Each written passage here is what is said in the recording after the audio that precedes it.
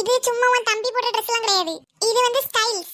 ஆஹா, ஸ்டைல பத்தி உனக்கு ஒண்ணும் தெரியாதுங்கிறது எனக்கு தெரியும். நான் இன்னைக்கு வந்திருக்கேன். பிரசன்ட் போடு. நம்ம